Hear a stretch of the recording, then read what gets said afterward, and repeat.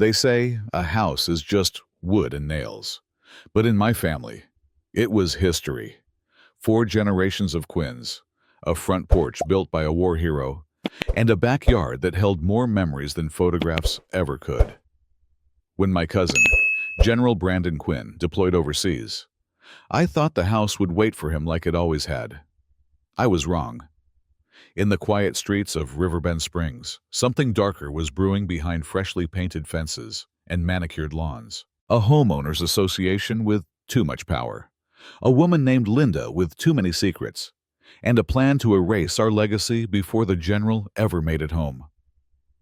This isn't just a story about real estate. It's about loyalty, about justice, and what happens when you mess with the wrong soldier's porch. I've always believed homes carry memories.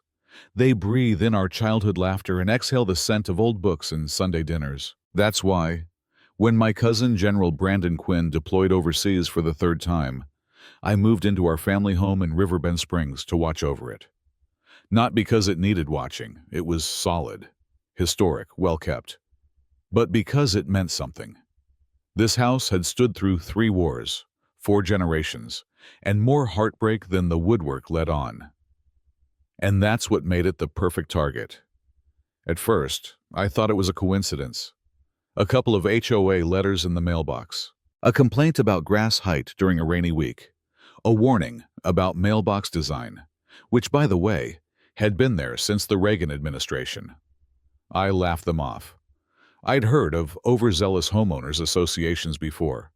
This was Riverbend, quaint, quiet, deeply suburban. Surely nothing serious. Then came the 4th letter, and the 5th, and then the unexpected visit. I opened the door one Thursday morning to find Linda Hargrave on the porch, HOA president, mid-50s, pearls in daylight, clipboard in hand like she was hosting a power brunch with the IRS. She didn't even knock, just stood there, pen ready, like I was her next task. "Ms. Quinn," she said with a smile that had too much enamel and not enough warmth. "We've received multiple complaints. The property appears to be slipping into disrepair. The hedges are 1.75 inches over regulation height, and the exterior paint is aged." I blinked. That color was approved in 2009. My cousin got HOA clearance for it himself. "That was a previous board," she said, brushing a speck of nothing off her lapel. "Standards have since evolved." I looked at the hedges, trimmed 2 days ago, then back at her clipboard. This wasn't about landscaping, this was something else. I didn't say anything, just nodded, smiled, closed the door slowly. That night, I stayed up reading every page of the HOA bylaws. Hidden in the minutes of a special session that was never announced to residents, I found it. A newly approved proposal for a luxury community center and wellness retreat, slated for construction exactly where our home stood. They'd mapped it, named it, budgeted it. Before Brandon even came home. It was personal, and it was war, the quiet, paperclip kind. In the following days, I watched more board members slow roll past the house. Men in suits with camera phones. Someone planted a flag marker in the front yard, like they were surveying for oil. At midnight, I caught a man, later identified as Linda's husband, measuring the property line with a laser level and a flashlight. I installed security cameras the next morning. The violations escalated. A city inspection found structural weakness in the garage foundation. Odd, since a licensed contractor had inspected it a year earlier. Our great-grandfather's brass door knocker, brought back from Woodwood 2, was declared a safety hazard. Then came the emergency meeting notice, slipped under the door like a threat. The vote to approve demolition, scheduled exactly 13 days before Brandon's return, 1 day shy of the 14-day legal protection period under the Service Members Civil Relief Act. That was no accident.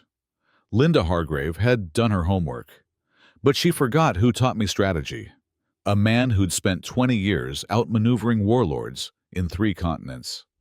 And even from thousands of miles away, he was still teaching me how to stand my ground. I called Brandon's daughter Sophie, who was away at college. Her voice cracked when I told her what was happening. "They can't take our home," she whispered. "That's the only place I remember Mom being alive." And that's when something shifted in me. A different kind of fury. Not loud, not fast, just focused. The next morning, I gathered every document.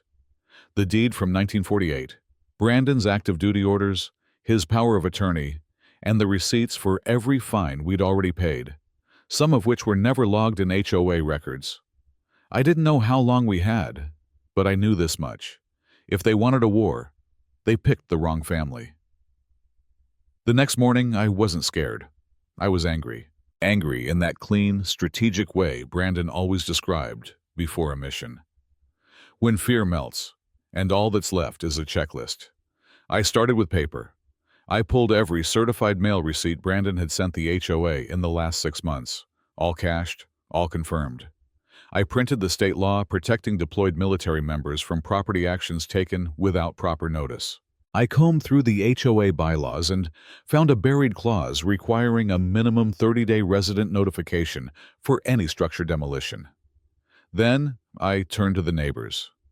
It started with Mrs. Langston, a widow on the corner who still baked bread on Sundays. She whispered her own story about Linda trying to fine her $500 for her unsightly American flag display. Then came Joel, a young dad who'd been threatened with legal action for installing solar panels. I took notes. I asked questions. I didn't just gather evidence. I gathered witnesses. And I gathered something better. Momentum. Linda didn't know it yet, but her power was built on silence. Once people started talking, the foundation cracked. 3 days later, I caught wind of a board inspection scheduled for 6:30 a.m. I stayed up all night. Sure enough, just after dawn, a white SUV rolled up. Out stepped Linda in her pristine jogging outfit, her husband Tom trailing behind with a clipboard. Another man I didn't recognize, city inspector supposedly, began snapping photos. I walked out in my hoodie, camera in hand. "You're trespassing," I said calmly. "This is private property. And unless you're a licensed city official with a warrant, you need to leave." Linda smiled, that same soulless smile. "We're exercising emergency evaluation privileges, as defined under Article 7, Section B of the HOA Charter. We've found new safety concerns." "Show me the letter from the city," I replied. She tapped her phone, avoiding eye contact. Tom scribbled something. The third man looked uneasy. "You won't need to worry about this much longer," she said, almost too sweetly. "The board will be voting tonight to authorize demolition due to immediate risk." She was confident. Too confident. Because what she didn't know was that I'd already sent copies of everything. The videos, the letters, the legal violations, to someone who very much cared about military families. That same morning I received a reply. Subject line, urgent, active duty. SKRA violation from Office of Senator Calder Brooks. Body, we are extremely concerned. General Quinn has served with distinction. I will be flying to Riverbend Thursday morning. Please hold the line.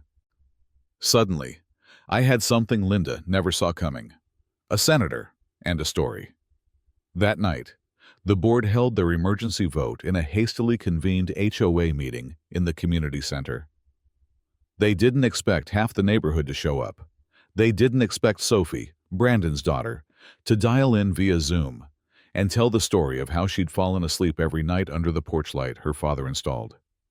Or how her late mother planted the cherry tree Linda now called invasive. But none of that mattered to the board. They voted 6-1 to approve the demolition. No delay, no second notice, just rubber stamps and smug faces. Linda walked out that night with her chin high and her clipboard tucked under her arm, like it was a trophy. She didn't see me slip out the back door, my phone already dialing Brandon's overseas contact line, the one I wasn't supposed to use except for emergencies. He picked up on the second ring. "Tessa?" he asked. "You need to come home," I said quietly. "They're trying to erase everything." There was a pause. No words, just breath. Then, Send me everything. And just like that, the mission changed. The morning the demolition was scheduled, Riverbend Springs didn't feel like a neighborhood anymore. It felt like a battlefield. The rumble of bulldozers echoed down the quiet streets before the sun even touched the rooftops. I stood barefoot on the porch steps, clutching Brandon's property documents and every ounce of composure I had left. Linda was already there. Her pearl-white SUV was parked at an angle like it owned the curb. She stood with her arms crossed, wearing that smug, workout chic uniform, clipboard tucked tight against her chest like a shield. Behind her, Tom was talking to the demolition foreman, pointing toward the house like a man picking out cuts of meat. "You don't have the right," I told her, my voice low but firm. "Brandon is active duty. This is a federal violation." She didn't blink. "He's had ample time to respond," she said flatly. The board followed protocol. This house is a hazard to property values. A second bulldozer pulled up behind the first. I could hear its engine cough to life, the claw lifting slowly into the air. The sound made the back of my neck prickle. And that's when I heard it, the distinct crunch of gravel behind me. I turned. A matte black SUV with military plates came to a smooth stop at the curb. The door opened, and Brandon stepped out in full dress uniform, silver stars glinting in the morning light. Ribbons lined across his chest like a warning shot. He didn't speak. He didn't need to. The foreman froze mid-gesture. One of the bulldozer operators killed the engine. Even Linda, for all her bravado, took a step back. Brandon walked past them all without a word and stepped up onto the porch, surveying the damage that hadn't even happened yet. His eyes found mine. I didn't speak, just handed him the folder I'd been guarding like my life depended on it. "You kept it all," he said quietly. "Of course I did," I said. "I kept it safe." Then he turned. "Mrs. Hargrave," he said evenly, with the kind of formal calm that made everyone else go silent. "I believe you are on my property. Would you like to explain under what authority you authorized its destruction?" Linda opened her mouth, probably to throw more bylaws. But Brandon was already holding up a document. The original deed, signed by our great-grandfather in 1948. He pulled out a second sheet, his active duty deployment orders. Then came the third and the fourth, every piece of certified mail, every canceled check, every HOA violation time-stamped and disproven. The entire HOA's paper trail unraveling in real time. "You knowingly scheduled this demolition 13 days before my scheduled return," Brandon said, eyes locked on hers. "You ignored federal protections for service members. You backdated votes, forged signatures, and reallocated payments without disclosure. That's fraud.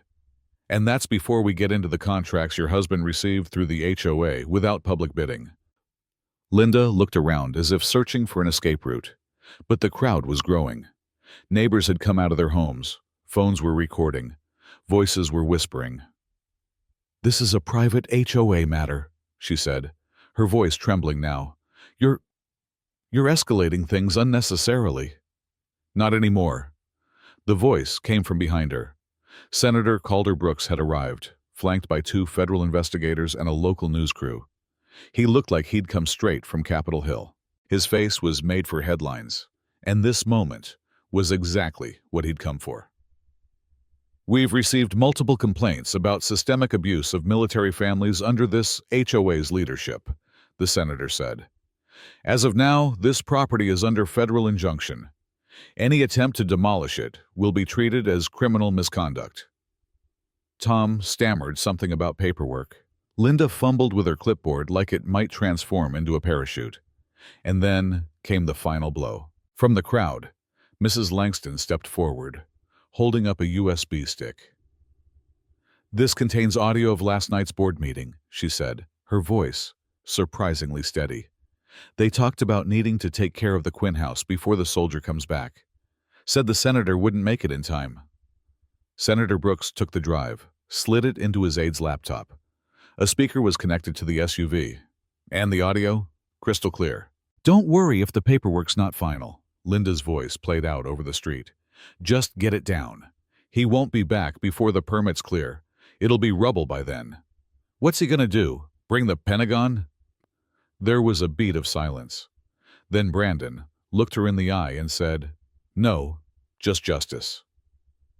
Within hours, a full federal investigation was opened into the HOA's operations. 7 board members resigned. Linda and Tom were taken in for questioning. The bulldozers were driven off in silence. We spent that afternoon in the wreckage of Almost Was, picking up the pieces that hadn't been touched yet, documenting everything, hugging neighbors who finally spoke out. Sophie arrived that evening. She didn't cry when she saw the house. She cried when she saw her father standing tall in front of it. "You came back," she whispered. "Of course I did," he said. "This is home."